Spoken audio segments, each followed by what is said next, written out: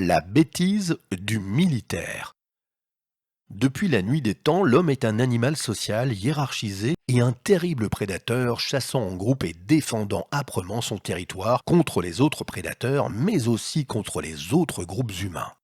Dans les communautés humaines, la défense du territoire et la chasse sont des fonctions qui furent toujours dévolues aux hommes. La chasse en groupe ou l'action guerrière de défense et de prédation territoriale sont toujours plus efficaces si les chasseurs ou les guerriers constituant le groupe agissent rapidement et d'une façon coordonnée.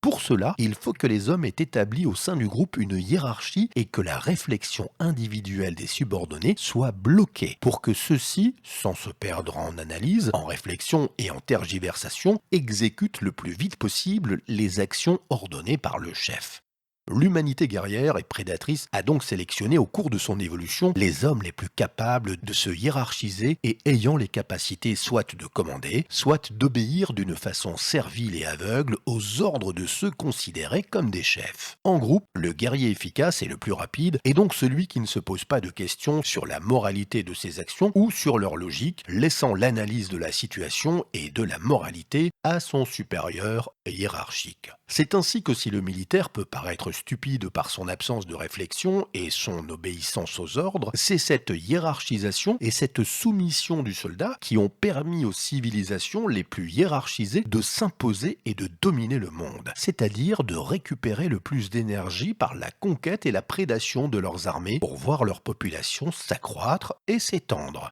Mais qu'on ne s'y trompe pas. Si le militaire peut paraître stupide par son absence de libre arbitre et sa soumission aveugle, sa capacité de réflexion n'est pas forcément absente, elle est juste anesthésiée par sa programmation génétique et son éducation dans le cadre de la relation hiérarchique militaire, et elle peut parfois se réveiller quand cet être quitte sa structure guerrière. Ainsi, on a déjà vu des gardiens brutaux de camps de concentration qui, dans leur foyer, étaient des maris et des pères aimants et sensibles, ou des CRS qui, en dehors de leur métier, étaient capables d'analyse subtile et de réflexion profonde.